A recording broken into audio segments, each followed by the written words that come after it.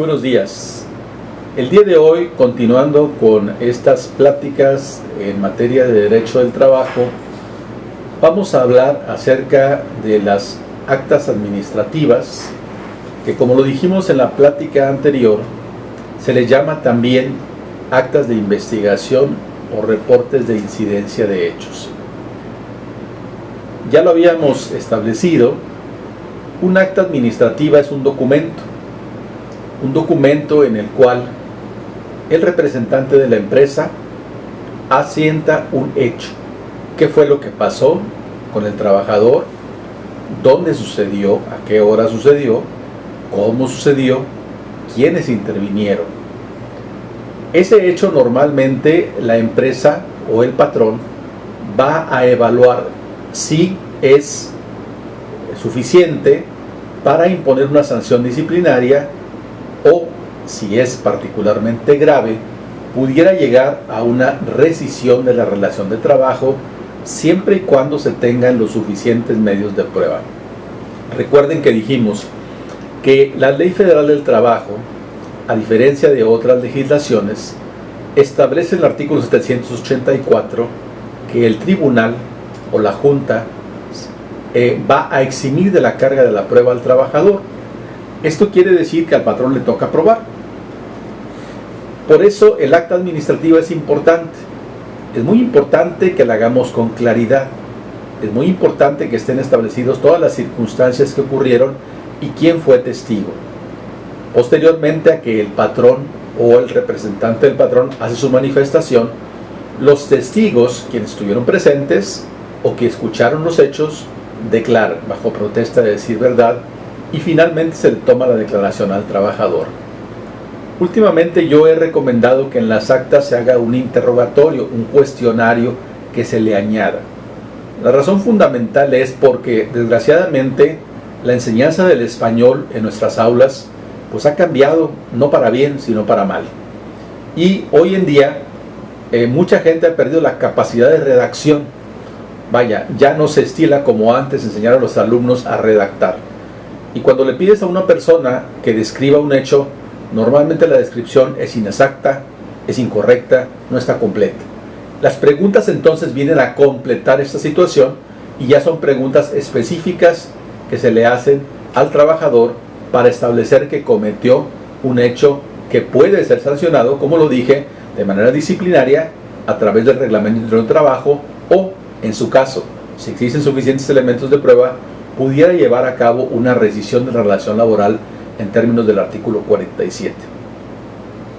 ¿Cómo se prueba en un juicio del trabajo, en un juicio laboral de carácter individual?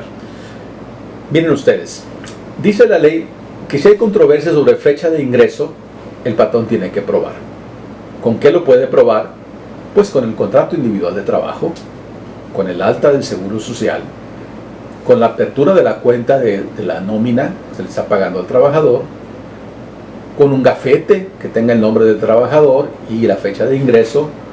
Todos esos elementos, así como el primer recibo de pago, primer certificado fiscal digital, pudieran servir para establecer el inicio de la relación laboral, que como ya lo dije, el patrón lo tiene que probar si es que dice que no es cierta la fecha que está poniendo el trabajador en su reclamación laboral. Es bien importante recordar que en el derecho del trabajo, cuando tú, patrón, dices que no es cierto, tienes que probar. La regla general es, si tú, patrón, argumentas y dices que sí es cierto, ya no hay necesidad de probar nada. Es decir, los hechos confesados no están sujetos a prueba. Vamos a aplazar otro punto, el aguinaldo. Si el trabajador dice, no me pagaron mi aguinaldo, bueno, el patrón tiene que demostrar a través del certificado fiscal digital que sí se lo pagó, que se lo pagó como dice la ley en el mes de diciembre y que cumplió debidamente con el certificado fiscal digital, y deberá acompañar la transferencia electrónica donde hizo la transferencia de fondos a la cuenta que se le designó al trabajador. Lo mismo sucede con vacaciones, con primo vacacional, con prima dominical, con tiempo extraordinario, ¿sí? Con la afiliación al Seguro Social, con la afiliación al Infonavit, con la afiliación al Infonacot. Es bien importante entender entonces que si tú vas a representar o tú eres parte de una empresa, tienes que entender que tienes que probar cuando tú controviertas un hecho. Esto es fundamental, porque si tú no pruebas lo que tú estás diciendo, automáticamente la ley establece que va a ser cierto lo que diga el trabajador. Frecuentemente, hoy en día en las relaciones laborales, vemos que los trabajadores pues faltan a su trabajo. La falta es sancionable en dos supuestos: cuando el trabajador falte sin permiso del patrón y cuando el trabajador no tenga una constancia que equivalga o que amerite que médicamente él tuvo que ir al seguro social. Normalmente los contratos hoy en día dicen que el único documento con el cual puede acreditar el trabajador que médicamente no pudo asistir a su trabajo pues es con el certificado de incapacidad médica del seguro social.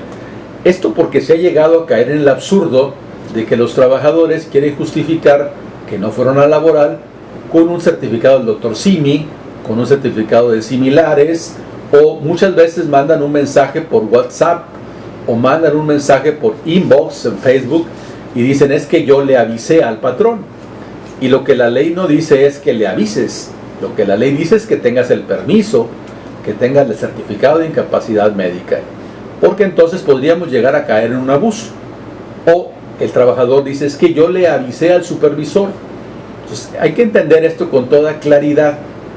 Es una falta injustificada si el trabajador no tiene un permiso escrito del patrón o si en su caso no tiene el certificado de incapacidad médica que avale su inasistencia. Recuerden ustedes que el artículo 47, fracción décima, establece que cuando un trabajador acumula más de 3 faltas en un periodo de 30 días, que no necesariamente tienen que ser calendario, entonces podríamos estar ante la presencia de una causal rescissoria. Y digo podríamos porque tenemos que verificar antes de tomar una decisión si efectivamente las faltas son injustificadas, si efectivamente no tenía permiso patronal y si efectivamente el trabajador no presentó algún certificado de incapacidad médica.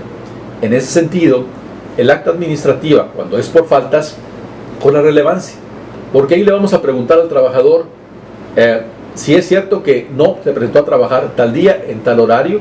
Si él contesta que sí, le preguntaremos enseguida si tiene algún certificado de incapacidad médica expedido por el Seguro Social o si obtuvo previamente un permiso del patrón para no asistir a su trabajo. Si tenemos todo esto, vamos entonces robusteciendo la idea y teniendo los elementos para poder tomar una decisión. En la mayoría de los casos que yo he visto a lo largo de más de 30 años de experiencia, los errores se cometen por tomar decisiones demasiado rápidas. Hay que entender que cuando se origina la causal rescissoria, la posible causal rescissoria, tienes un término no mayor de 30 días para tomar una decisión. Por lo tanto, es preferible acudir a tu asesor jurídico en materia laboral para tomar una decisión correcta siempre en todos los sentidos. En ese sentido, en Terán, Peña y Esparza Abogados siempre estamos pendientes de nuestros clientes buscando que tengan la asesoría constante. Creemos que el derecho del trabajo, a partir de los tribunales que el 18 de noviembre empiezan en 8 estados, 2021 y 2022 en otros estados de la República, esta transformación de fondo que se está produciendo en el derecho del trabajo después de 100 años de estar trabajando con juntas de conciliación, vamos a hacer un nuevo escenario del derecho. Y el derecho del trabajo, desde mi punto de vista, va a evolucionar más hacia un coaching, hacia un compliance, hacia una manera directa donde el abogado se convierta en el asesor de cabecera, aquel que diga y oriente al patrón en el cumplimiento no solamente de la ley federal del trabajo, sino de todas las normas y reglamentos que se tienen que cumplir. Les agradecemos su atención. Continuaremos con estas cápsulas jurídicas buscando dar luz en el conocimiento del derecho del trabajo. Muchas gracias.